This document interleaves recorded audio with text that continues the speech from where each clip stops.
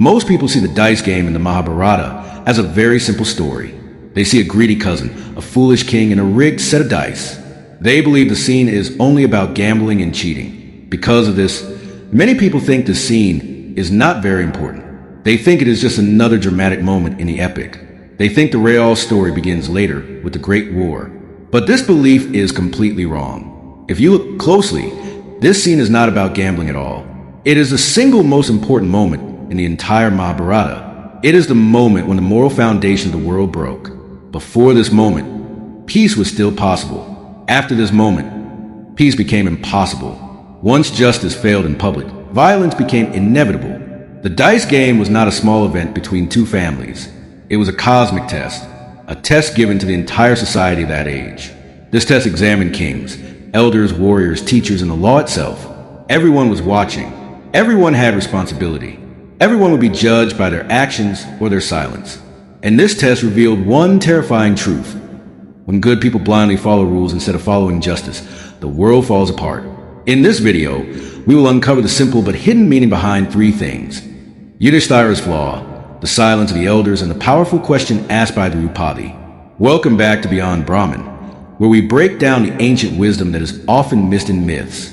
Now let us clearly understand what really happened. The Pandavas were invited to a game of dice by their cousins, the Kauravas. The invitation looked royal and polite. It was sent with smiles and respect. But inside, it was filled with jealousy and hatred. This invitation was not friendly. It was carefully planned. It was a trap designed to destroy the Pandavas without war. The Kauravas knew something important. They could not defeat the Pandavas in a fair battle. Arjuna was too great a warrior, and Bhima was too strong. So they chose deception instead of courage. Shakuni, the uncle of the Kauravas, was an expert gambler. He used loaded dice. This meant the outcome was decided before the game even began. The Pandavas were not playing a game. They were walking into an execution. Yudhishthira entered the game believing he was following Dharma. He believed refusing the invitation would be dishonorable. He believed playing was his duty as a king. But in reality, he was walking into total destruction. Yudhishthira did not lose everything at once. His fall was slow, and that made it more dangerous. This is how a trap works. It takes you one step at a time until you cannot get out. First, he lost gold. Then he lost his jewels. Then his land. Then his entire kingdom. At every stage, he could have stopped. At every stage, he could have refused to continue. At every stage, someone in the room could have stood up and spoken. But no one did. The gambling grew more intense. Then he gambled his own brothers. One by one, they were lost. Great warriors became slaves in a matter of minutes. Still, the elders remained silent.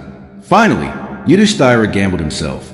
At that moment, he lost his own freedom. A king became a slave. This alone should have ended the game. But the ego of the winners and the blindness of the loser allowed it to go even further. The worst act was yet to come. After losing himself, Yudhishthira gambled his wife, Draupadi. This was not just a mistake. This was a total moral collapse. A human being was treated like property, like a piece of gold or a patch of land. When Draupadi was dragged into the royal court, the crime became public. This was no longer a family issue or a gambling issue. It became a crime against society. The court was full of people. Kings were present. Teachers were present. Elders were present. Everyone saw the injustice with their own eyes. Everyone heard Draupadi's cries for help. Yet no one moved. No one walked to the center of the room to stop the guards. This silence was more dangerous than the loaded dice because it made evil feel normal. It showed that the law was now being used to hurt the innocent. Yudhishthira was known as Dharmaraja, the king of Dharma. People trusted him. People believed he would always choose the right path. But his greatest weakness was not greed. It was not desire. It was blind obedience to rules. Yudhishthira believed Dharma was like a written code, a perfect rule book. He thought it was something that must always be followed without any question. The rule book said a king cannot refuse a challenge. So he played. The rule book said once a bet is made, it must be paid. So he gave up his wife. He followed the rules perfectly, but he forgot the purpose of rules. Rules exist to protect justice and people. Rules do not exist to destroy humanity. When rules cause injustice, they stop being Dharma. Yudhishthira failed to see the simple truth. As the game continued, his obedience turned into cruelty. Yudhishthira followed the rules even when his brother suffered, and even when his wife was humiliated. He saw the evil happening, but he felt his vow to the game was more important. At that moment, real Dharma demanded courage. It demanded refusal. It demanded that he rebel against the injustice of the game. But Yudhishthira chose to be a good student of the rules instead of a good man of justice. This is a simple mistake. We must learn that when a small rule creates massive injustice, that rule must be broken. Yudhishthira believed breaking rules was worse than allowing injustice to happen. This belief destroyed his family, his kingdom, and the peace of the world. This was the first collapse of Dharma. Yudhishthira made a mistake, but one man alone cannot destroy the world. The disaster became cosmic because of the others in the room. In the court sat Bhishma, Drona, and Vidura. These were men of great wisdom and men of great power. They were not weak, and they were not ignorant. They knew the dice were rigged by Shakuni. They knew Draupadi was innocent and had done nothing wrong. They knew that pulling a queen into court was an evil act, yet they did nothing. They sat with their heads down. They looked at the floor instead of looking at the crime. Their power meant nothing because they had no courage to use it. They proved that knowledge without action is useless. Each elder had a reason for staying silent. Bhishma was bound by his vow to protect the throne of Hastinapur, no matter who sat on it. He chose his personal loyalty to a promise over justice for a woman. Drona was bound by his gratitude to the royal family, who paid for his life. He chose his personal comfort over the truth.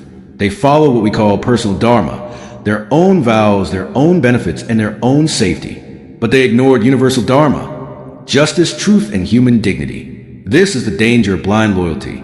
Silence in the face of a great wrong is exactly the same as supporting the wrong. Their silence created a space where evil could grow without fear. This was the second collapse of Dharma. When Draupadi was dragged into court, she did not react only with tears. She did not beg for mercy. She did not lose her control. Instead, she used her intelligence. She asked one simple, logical question. Did Yudhishthira first lose himself, or did he first lose me? This question attacked the foundation of their law. It was a trap for the elders. If Yudhishthira had already lost himself, he was a slave. According to the law, a slave has no authority and owns nothing. Therefore, a slave cannot gamble another person. The logic was clear. It was simple. It was undeniable. She was holding up a mirror to wise men, asking them to choose between a technical rule and a simple truth. Even after hearing this clear logic, no one answered her. Not the elders, not the scholars, and not the great warriors. Why did no one answer? Because the system itself had collapsed. They were trapped by their own rules, trapped by their own vows, and paralyzed by fear. They could no longer see the truth because they were too busy looking at their law books. That silence was a final proof that the age of wisdom had ended. Dharma had failed in the very place it was supposed to be protected. When the most powerful men in the world cannot answer a simple question about right and wrong, the society is already lost. The dice game was the moment of no return. It was not just a crime, it was an announcement. It announced that the kings had failed, the elders had failed, the law had failed, and morality had failed. Human systems were too broken to fix themselves with words or meetings. So, only one solution remained: a total reset. The Great War of Kurukshetra was not only about revenge or land. It was about cleansing a world that had become corrupted by its own rules. It was about destroying a system that allowed a queen to be insulted while wise men watched. The war was the only way to rebuild Dharma from the ground up. The real meaning of the dice game is simple. Never let rigid rules silence your sense of justice. Rules are only tools. Justice is the actual goal. If the tools are breaking the goal, you must change the tools. Now ask yourself this. What rule are you following in your life even when it feels wrong? Are you staying silent at work? Are you following a tradition that hurts others? Tell me in the comments below. Your voice matters. Like the video if you learned something new today. Subscribe to Beyond Brahman for more deep dives into the hidden wisdom of our stories. We will see you next time.